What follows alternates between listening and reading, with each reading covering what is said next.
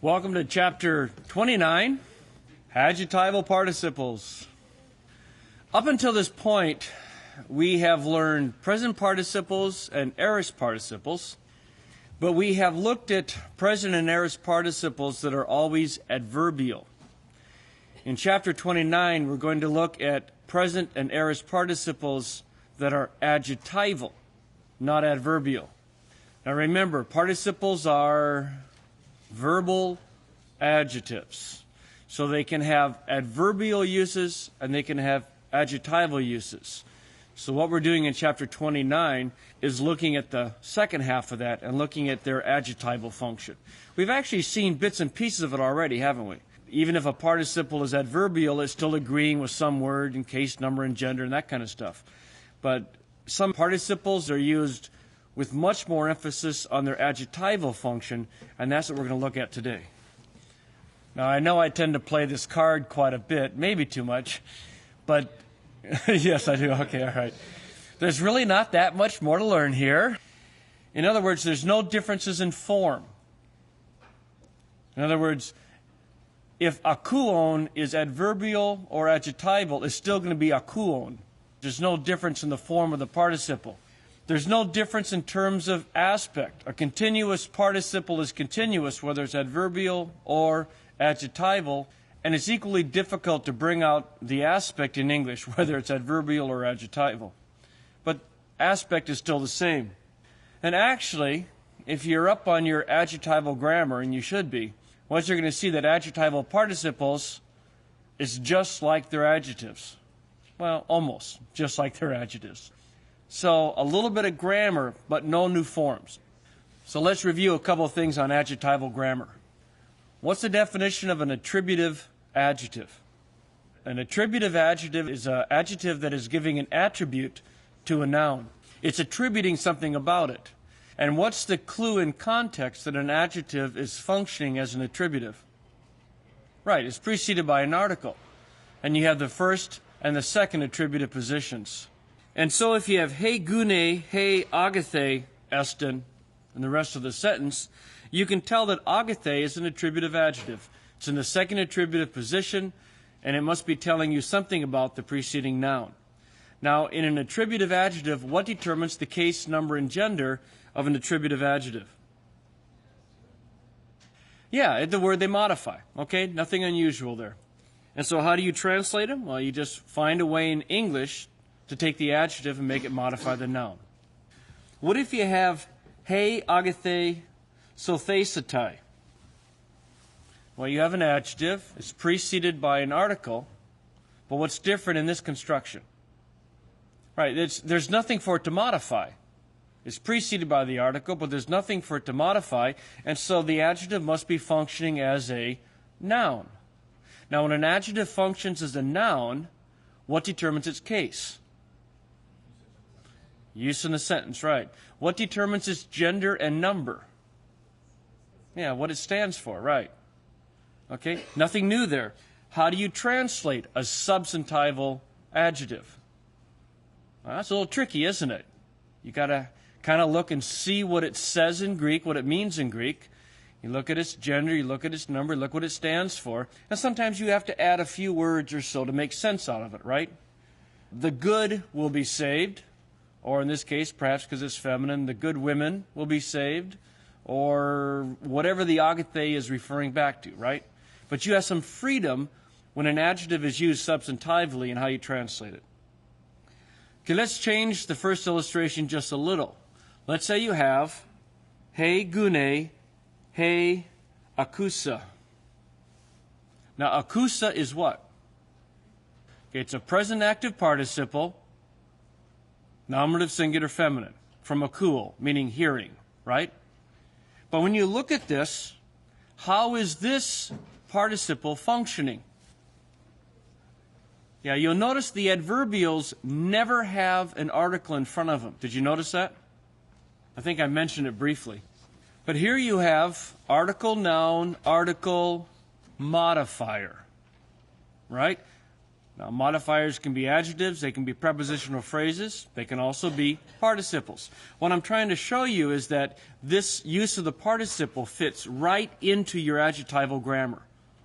There's nothing surprising about this. So here you have a participle preceded by the article. It's an attributive position. It's functioning as an attributive adjective. In this situation, what's going to determine the case, number, and gender of the participle?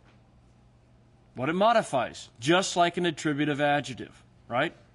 So how do you think you're going to translate this? Well, you're going to have to look at it and see what does this say in Greek, and then how do I say this in English? And it's the woman, the hearing. How do you say that in English? The hearing woman, or the woman who hears. You'll find that's pretty common. And what happens on these things is if you get stuck, the first time you do is just translate the participle with an ing. Get it into your head, get the sentence translated, make sure you understand the relationships between words. And then you simply say, how do I say this in English? And what will often happen is that the participle will be translated as some kind of relative clause, or perhaps some other kind of clause. The hearing woman, the woman who hears. This is one reason why I taught adjectives the way I did, because I wanted you to move smoothly into participles. So here you have an attributive participle functioning as a normal adjective, case, number, and gender determined by the word it modifies. Ha pistuon sothesetai. Okay, there's your participle, right? Pistuon, present active participle, nominative masculine singular.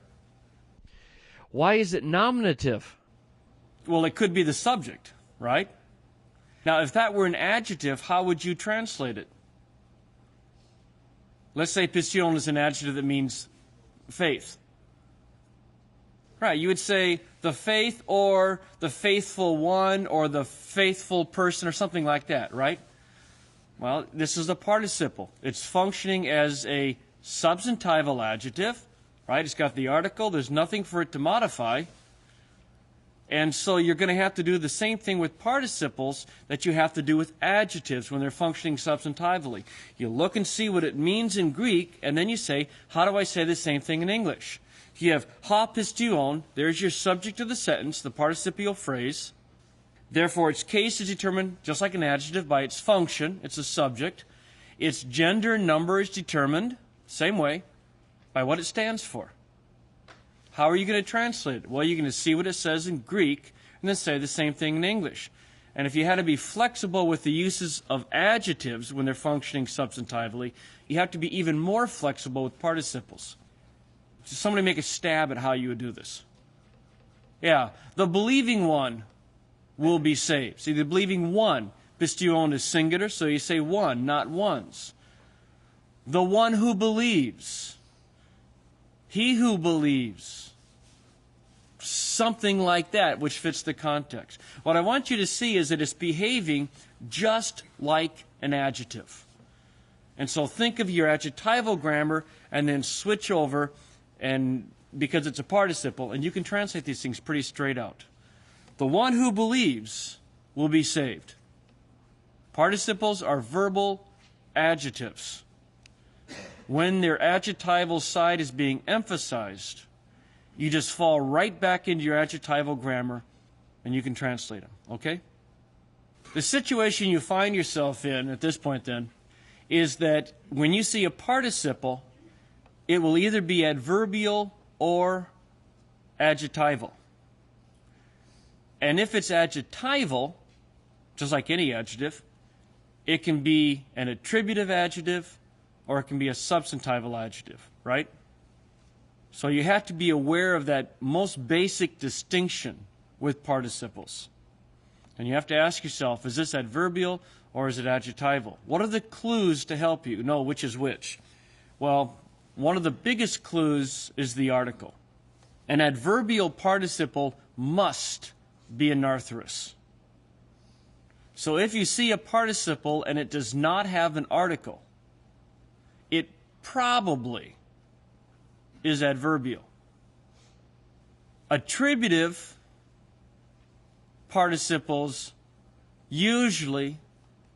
have an article. Or to state it the other way around, if the participle has an article, it can't be adverbial. It has to be adjectival of some sort. What I'm trying to do is simplify it, because the basic distinction is whether the participle is adverbial or adjectival.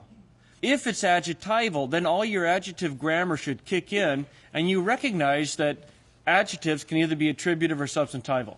Okay, now I stated things both directions. Let me say it again. You need to latch on to one way that makes sense. Adverbial participles must be anarthrous. Adjectival participles normally are articular. If you want to flip it around, if you see a participle that is anarthrous, it probably is adverbial. If you see a participle that has the article, it can't be adverbial, it must be adjectival. Now I'm using grammatical language because it's the most concise way to do it. And so you need to sit and sift through that and think, make sure it's all clear in your head. The tricky part is when there's no articles anywhere. If you have a noun and you have a participle and some other stuff, you're just going to have to use context to decide how the participle is functioning. But what you'll do, you'll be translating along and you'll see a participle. Figure out what the word means. You may want to just stick an ing on your translation. But then you have to decide more specifically what that participle is doing. If it's anarthrous, and especially if it's at the beginning of the sentence, you're probably adverbial. If it has the article, it has to be adjectival.